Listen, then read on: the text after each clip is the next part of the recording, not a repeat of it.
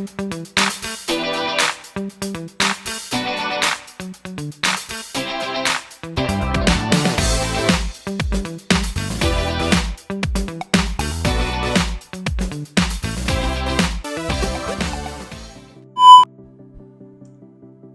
so, ayan guys, eto na yung aming day 2 and 3. So, ayan, dito tayo ngayon sa Wright Park. Ayan, nagawi kami dito sa Wright Park. Ayan, maganda dito guys. Ayan, dito mo makikita ang mga kabayo na pwede mong sakyan or mag-rent kayo ng kabayo at magpa-picture, ililibot-libot kayo ng kabayo. So, dahil hindi naman kami na nag-aksaya ng panahon para sumakay ng kabayo, kaya naglibot-libot na lamang kami at para maipakita ko lang sa inyo kung gaano kaganda ang Wright Park. Ayan. Actually, ito guys na video na ganito ang scenario dito sa Wright Park. Hindi na uubusan ng tao. Ayan. Napakadami guys nagpapapicture. Kaya minsan kapag gusto mong mag-rent ng kabayo, ay ubos na rin naman ang mga kabayo. Ayan ang mga kabayo guys. Mimili kayo kung anong kabayo ang gusto ninyo. So, ayan, dahil hindi kami sasakay ng kabayo, syempre, dire-diretso kaming aakyat dito ngayon sa hagdan na mataas. Ayan, nakakapagod umakyat dito, guys. Hindi ko lang alam kung ilang steps ito pataas. Pero talaga nakakapagod, kaya hindi po recommendable sa mga senior citizen o yung mga may sakit na mga tao. Dahil medyo mahaba po ang aakyatin at nakakapagod. Ayan. Akala nyo lang parang kapag titingnan madaling akyatin, pero pag andyan ka na, umaakyat ka na guys, nakakapagod. Ako ilang beses ako nagpahinga kasi hindi ko kayang dire-diretsuhin. Siguro pag sanay ka na dito, ayan, kaya mong diretsuhin kahit tumakbo ka pa. Pero dahil mahaba kasi ang pag-akyat, kaya nakakapagod. Ayan yung mga tao guys, umi-stop talaga sila at hinihingal. Ayan, naka-stop sila. Ganyan din ang ginagawa namin. I-stop kami. O, ayan. Tingnan mo yung kasunod namin. Oh. Parang gagapang na siya. Kasi dito guys, pataas. Doon, dire-diretso yung The Mansion. Kikita mo ang The Mansion doon sa taas. Akala ko noon yung The Mansion ay hindi ganito ang daan. Hindi ko lang alam guys kung may iba pang daan. Pero ito lang naman ang daan na nakita namin at dito rin naman maraming dumadaan papunta doon. Ayan. So ayan, then dire-diretso pa yan guys.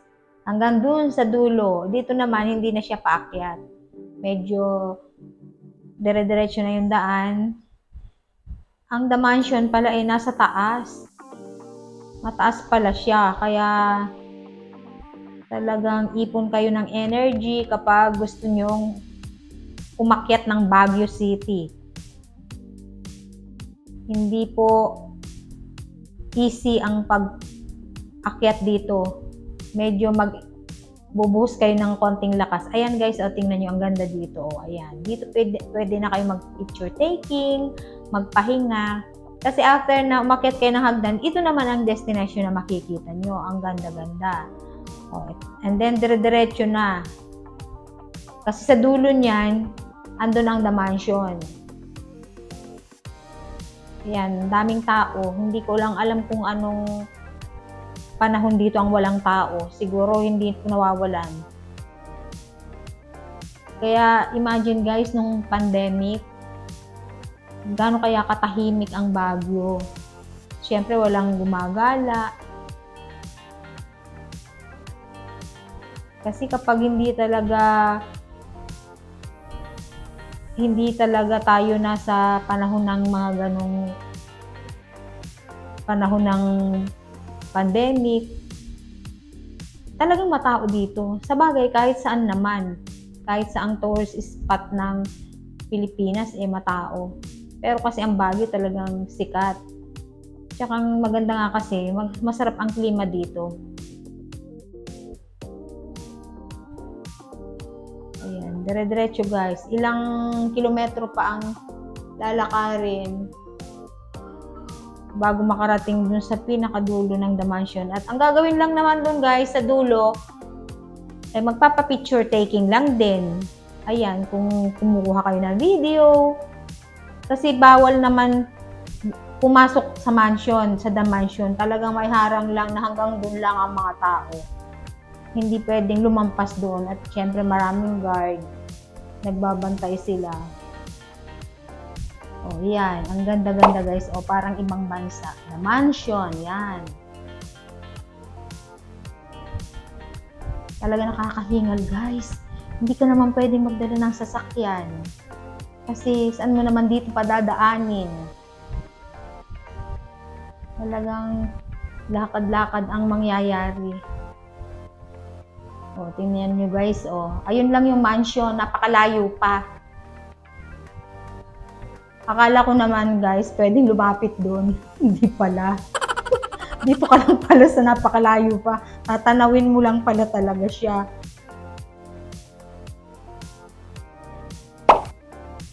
Ayan. Dito na ang night market. Ayan, gabi na. So, ayan. After namin magpahinga, yung pagkagaling namin ng Ride Park at Mansion, pahinga lang kami ng konti at hinintay namin yung gabi para mag-night market. So, dito sa night market naman guys, ay napakadaming mabibili. Iba-iba. At mas malamig kapag gabi. Talaga naman. Nanunuot ang lamig hanggang sa loob-looban ng tenga mo. Kaya kung napapansin yung mga tao, tingnan nyo naman guys, oh, ayan oh, nakasuklog talaga sila. Kaya pagka hindi ka dito susuot ng panlamig, eh, talagang hindi mo kakayanin kung hindi ka sanay.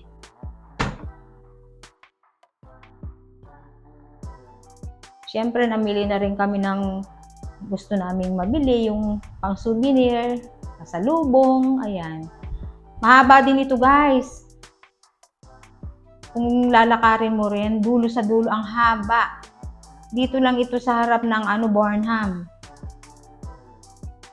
At marami din nagtitinda ng pagkain kapag ganitong oras. At itong night market ay natatapos ng hanggang 2 o'clock ng madaling araw. Nag-i-start sila ng 9, bukas na sila ng 9 PM.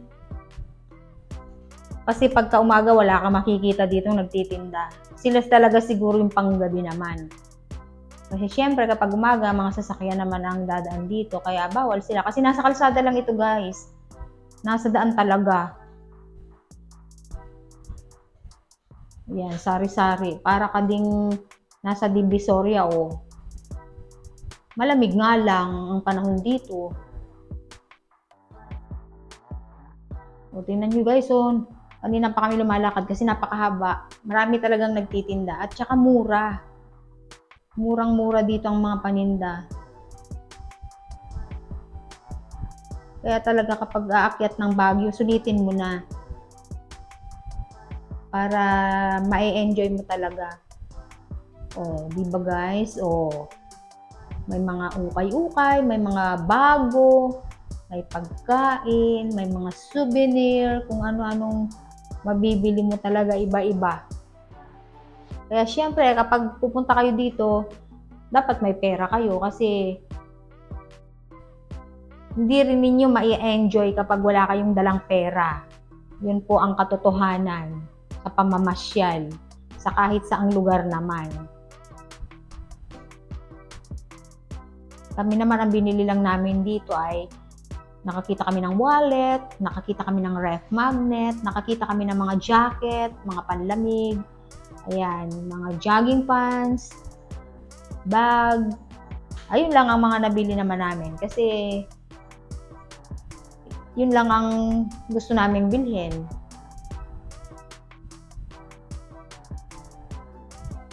O, ayan, ginaw na ginaw yung mga tao.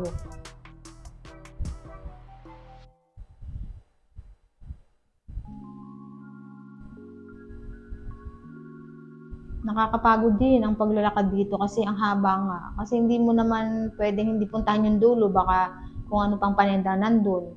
Kaya talagang sinulit namin hanggang dulo. Ang karamihan puro damit. Tsaka mga ukay-ukay talaga. Merong tigbe 20 pesos, 10 pesos, 5 pesos. At mga damit panglamig talaga ang dami dito. Halos gano'n ang mga tinitinda nila. Kasi nga malamig dito. Kasi ang summer dito maano pa rin ang lamig, may konting lamig pa rin. Kasi dati kapag pumupunta kami dito summer, malamig pa rin siya. I-compare mo sa sa Manila,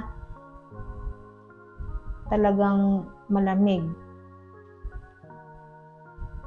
At meron din namang mga pagkain dito banda. Ang masarap dito guys, yung strawberry taho. Ayan. Ang sarap-sarap talaga. Ayan, dito na sa snack area. Ayan, sunod-sunod lamang ito. Ito guys, sa loob na ito ng Burnham. Hindi na ito doon sa kalsada. Tingnan nyo naman guys ang Burnham Park kapag gabi. Oh, ganyan. Kala mo laging may fiesta. At araw-araw daw yan ha, walang patid. Di lalo pa nga nung pumunta kami, ngayon pumunta kami dito na Panagbenga Festival.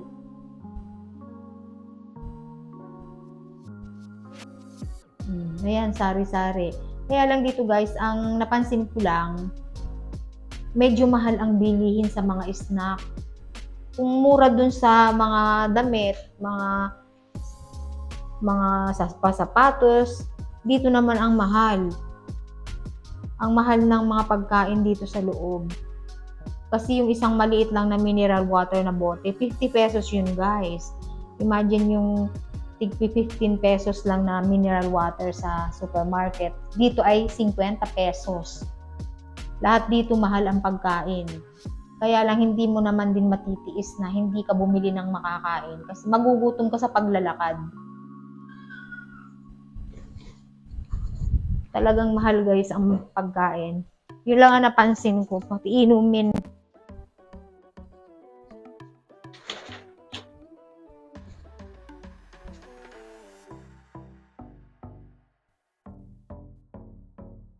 O, tingnan nyo, ang haba na ng nilalakad namin. Siyempre, nag-stop over muna kami. Umupo kami para kumain. Ayan, ito ang aming binili. Yan.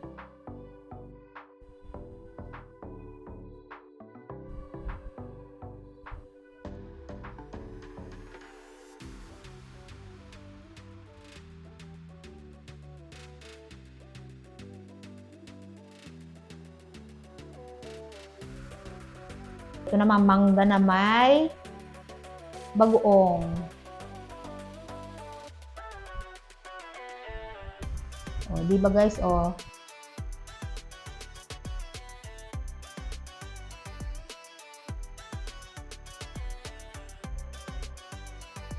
Walang mura, wala pong tigli 5 piso ni snack dito. Kaya kung 5 piso lang po ang pera ninyo, huwag na po kayong pumunta dito sa Burnham sa gabi. O kaya wag na kayo kumain. O, yan o. O, di ba additional cheese? 20. Pag nagpadagdag doon ng cheese, 20 na yun. Pagkatapos naman yan guys, syempre madaling araw na. Dito naman kami ngayon sa public market. At dito guys, ako talaga nag-enjoy ng sobra-sobra. Dito naman ay murang-murang gulay. Kung doon sa Burnham, doon sa mga snack, napakamahal. Dito naman guys, pamigay ang presyo ng gulay. Ang mura. At ang fresh guys ng mga gulay. Grabe. Tingnan nyo itong Pechay Baguio oh. Ang mura niya. Talagang bagong harvest talaga sila. Oh. Ayan. Kaya kumuha na ako ng medyo marami. Susulitin na namin yung sasakyan dala namin. Kasi para maipampasalubong. Ayan, chukini. Bumili ako ng chukini. O, tingnan nyo yung gabi oh. Ang daming gulay guys, talagang malulula ka. Tapos ang presko kasi dun sa amin, yung sa palengke, talagang karamihan nalalanta. Hindi na sila fresh, pero dito mo makikita yung napaka-fresh. Pati kamatis ang mura, ang gaganda guys ng kamatis ang lalaki.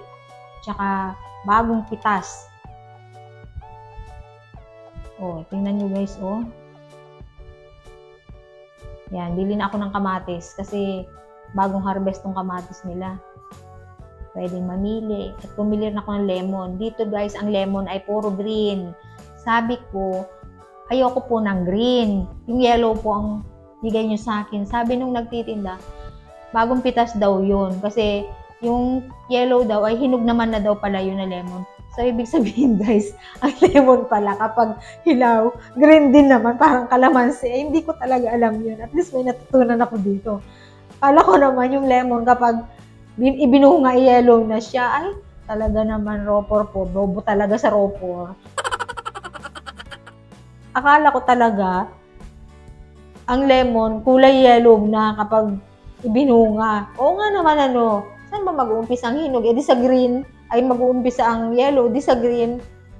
O, ito yung broccoli.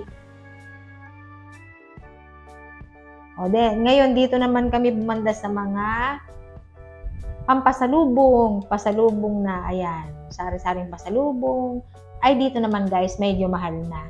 Hindi na sila presyong masa. May 300, pero hindi ganun ka sulit ang lasa. Kasi yung mga mahal talaga nila, yung mga branded nila, ay masarap. Kagaya ng ube, yung ube jam. Kapag dun sa Good Shepherd, yung brand, yun ang mahal. Ayan, at dito na kami sa mga dry fish. Ayan, maraming dry fish. Napaka-fresh ng mga tuyo. Ayan, bibili na rin kami para sulit ang aming pagbalik. Sulit ang aming biyahe. O, ito na ang aming last na destinasyon. Ayan, balik na kami sa aming sasakyan para ready na kami bumaba ng Baguio.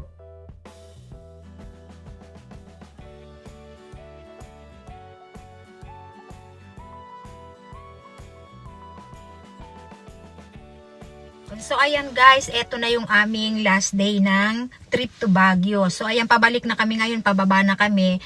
So, ayan, nai-share ko guys sa inyo yung lahat ng pinuntahan namin. So, baka pagbalik uli namin guys, mapuntahan namin yung mga hindi pa namin naman napuntahan para ma-share ko uli sa inyo yung mga iba-iba pang mga tourist spot ng Baguio dahil nga bilang lang yung araw namin, ito na yung pinaka last day namin. Kaya, nag-enjoy kami at hopefully guys, nag-enjoy din kayo sa na-share kong video sa inyo. Ayan, maraming salamat guys sa inyong panonood at sana guys ay puntahan din ninyo ang Baguio kasi may pagmamalaki natin yon. Kung malapit naman kayo dito sa norte, pumunta na kayo guys. At marami kayong ma-experience doon na hindi ninyo ma-experience sa mga lugar ninyo. Talagang kakaiba at may pagmamalaki ang Baguio City guys. So ayan, maraming salamat po sa inyong panonood guys at sana ay mabless pa tayong lahat ni Lord. Ayan. Dahil ngayong pong darating na enrollment ay may magbe-benefit po sa akin ng mga school supplies dun sa dating mga tinutulungan kong bata at syempre merong mga bago. At meron na po akong naumpisahan na pag-aralin na bata kahit na ilang piraso pa lang sila. Kahit hindi pa sila marami. So, ayan guys, keep watching lang naman po at yun lang pong hinihingi ko sa inyo na sana po isuportahan ninyo ako para po sa mga kabataan din na matutulungan ko pa sila. Yan, at maraming salamat po sa lahat po ng sumusuport sa akin, sa mga laging nanonood, sa mga nagko-comment.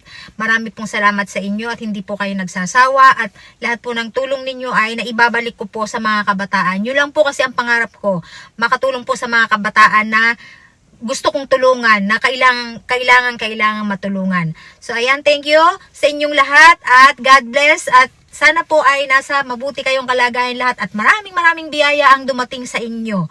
Ayan, thank you and saludo po ako.